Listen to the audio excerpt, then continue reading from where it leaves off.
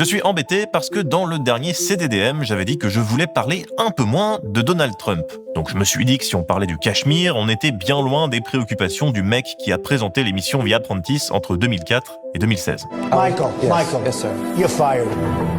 Et comme l'a dit un utilisateur de Blue Sky, oh, ça devrait pas être super difficile. Il a pas encore découvert l'Inde et le Pakistan. Mais voilà, après plusieurs jours d'un conflit de haute intensité dans la région, un cessez-le-feu a finalement été signé le 10 mai dernier. Et devinez qui a dit que tout ça, c'était grâce à lui. We helped a lot.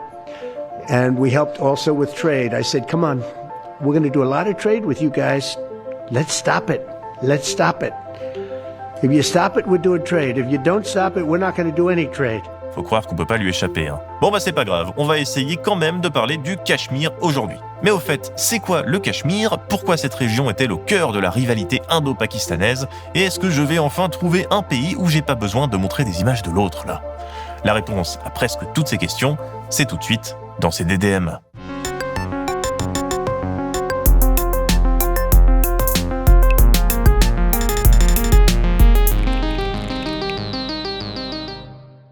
On va peut-être tout de suite commencer par un peu de géographie. Le Cachemire, c'est une région montagneuse de plus de 220 000 km² située entre la Chine, l'Inde, le Pakistan et un petit bout de l'Afghanistan. Peuplé d'un peu moins de 8 millions d'habitants, il est contrôlé par 3 pays et principalement 2.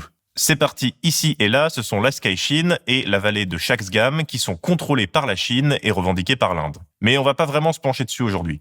Ce qui nous intéresse, c'est surtout cette zone, le Jammu et Cachemire ou Cachemire indien, et cette zone, l'Azad-Cachemire ou Cachemire pakistanais.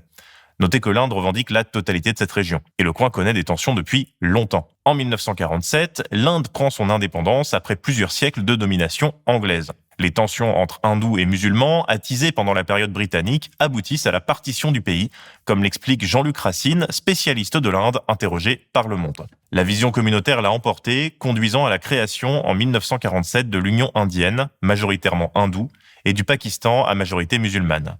Cette partition d'une extrême violence, responsable de plusieurs centaines de milliers de morts, s'est accompagnée du plus grand exode de l'histoire moderne, avec environ 15 millions de déplacés. Et pendant cette partition, le Cachemire va connaître un sort particulier. Le Cachemire, c'est un État princier à majorité musulmane, comme le Pakistan. Mais son Maharaja, c'est-à-dire son souverain, est quant à lui hindou, comme la plupart des Indiens. Sous pression de groupes armés pakistanais, il rejoint l'Inde en échange de sa protection. S'ensuivent la première guerre indo-pakistanaise et la division du Cachemire entre les deux pays. Depuis, la frontière qui sépare les deux pays, appelée ligne de contrôle, est régulièrement le théâtre de conflits avec notamment 3 guerres en 1947, 1965 et 1999. Et on n'est donc visiblement pas passé loin d'une 4e guerre le mois dernier. Mais que s'est-il passé? Pour comprendre, il faut revenir au 22 avril dans la région cachemirienne du Pahalgam et plus précisément dans la vallée de Baizaran.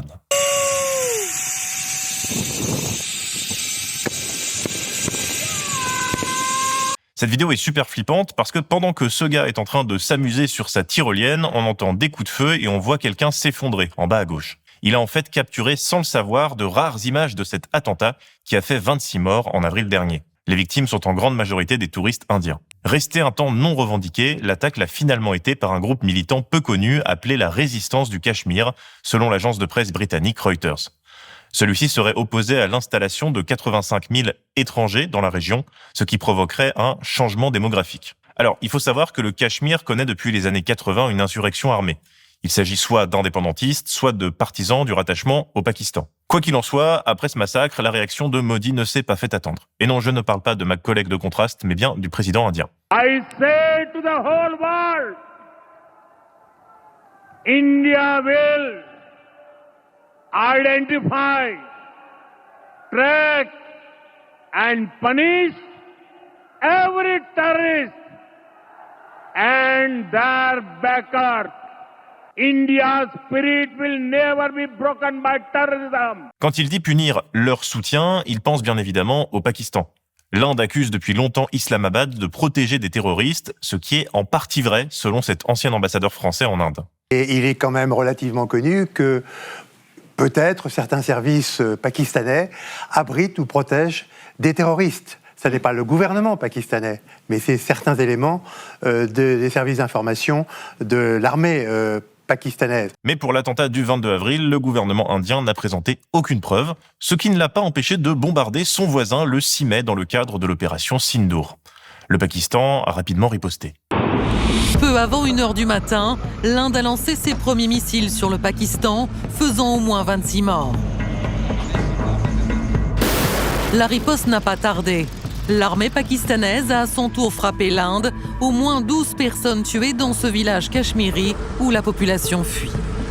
Cette escalade a donc fait des victimes civiles, mais aussi militaires, puisque le gouvernement indien aurait perdu au moins un avion Rafale français dans l'opération. Un agent de haut rang des services de renseignement français a dit à CNN que le Pakistan a abattu un chasseur Rafale indien le 7 mai, alors même que New Delhi est restée muette à ce sujet. Ce que je viens de vous lire, ça a été publié sur le site indien The Wire, mais l'article a depuis été censuré par le gouvernement indien. Cet article, qui traitait de la couverture par CNN des Rafales, a été retiré après une notification du ministère de l'Information. Bon, cette censure, elle illustre bien la fébrilité du gouvernement indien par rapport à cette situation. Et puis peut-être qu'ils veulent qu'on continue à leur vendre nos avions aussi. Emmanuel Macron et Narendra Modi ont dévoilé la plaque du bâtiment avant de repartir main dans la main vers le grand port maritime de Marseille, dont l'Inde est le 6e plus important client. Merci messieurs, dames. L'Inde a aussi annoncé le 6 mai son retrait d'un traité sur le partage des eaux qui la liait au Pakistan depuis 1960. Interrogé par Scandola Graziani pour Reporter, le chercheur Franck Galland confirme que c'est une nouvelle terrible pour les Pakistanais.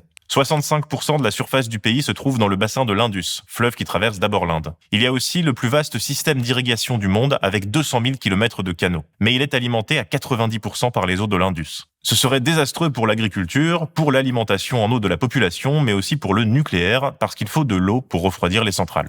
Depuis, un cessez-le-feu a été signé, comme je vous le disais en début d'émission, mais cette question de l'eau, elle reste toujours en suspens. Et l'Inde menace toujours de réduire le débit de l'Indus pour faire pression sur son voisin. Comme le titre de Reporter le dit, l'eau est véritablement utilisée comme arme de guerre. Après l'arrêt des combats, la situation reste incertaine. Les deux parties peuvent revendiquer une sorte de victoire, constate Gilles Boquera, chercheur associé à la Fondation pour la recherche stratégique et spécialiste de la zone indo-pakistanaise. Côté pakistanais, ils peuvent avancer le fait qu'ils ont préservé leur souveraineté.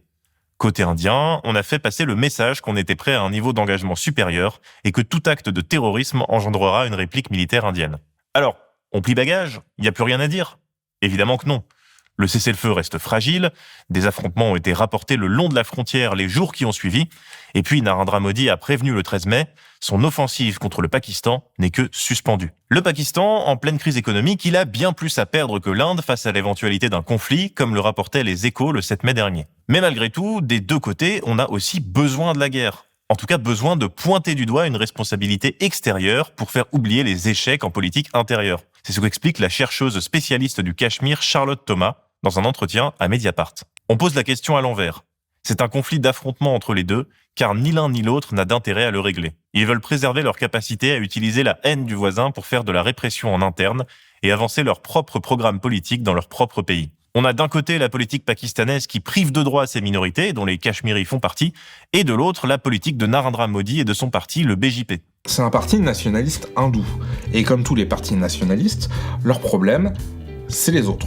En l'occurrence ici, les musulmans. Entre le discours ouvertement islamophobe ou les lois qui pénalisent majoritairement les musulmans, le BJP fait son possible pour leur compliquer la vie et faire comprendre à tout le monde que si l'Inde va mal, c'est leur faute. D'ailleurs, je vous conseille cette vidéo de DevCheck pour comprendre le niveau de propagande contre les musulmans en Inde. Le lien, il est dans la description. En tout cas, la violence est telle qu'on assiste régulièrement à des lynchages de musulmans en pleine rue. En juin 2024, au moment de l'Aïd et alors que le BJP venait de perdre une élection, un homme musulman a été attaqué par des nationalistes hindous, comme le rapporte Al Jazeera. Plus d'une dizaine d'hommes armés avec des bâtons en bois et des baramines ont traîné Farid, âgé de 35 ans, à travers la rue et l'ont battu à mort alors que des passants filmaient l'horreur avec leur téléphone. Au Jammu et Cachemire, seule région à majorité musulmane de l'Inde, la situation est encore différente. Il s'agit aujourd'hui d'une des régions les plus militarisées au monde, comme l'explique Charlotte Thomas. Il y a plus de 500 000 personnes en armes pour moins de 7 millions d'habitants. Donc c'est énorme, la pression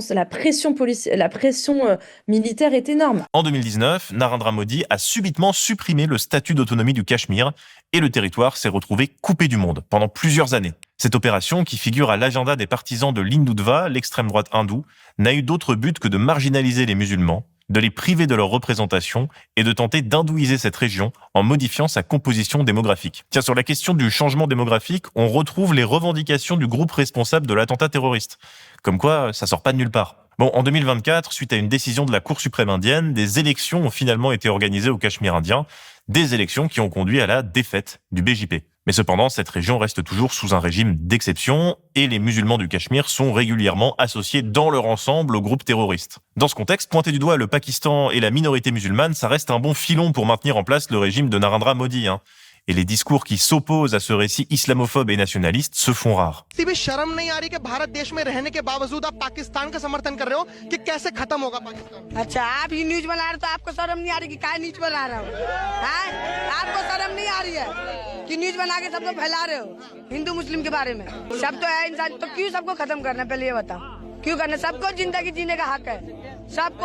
Voilà, l'actualité nationale, c'est déprimant, mais n'oubliez pas que l'international sera le genre humain.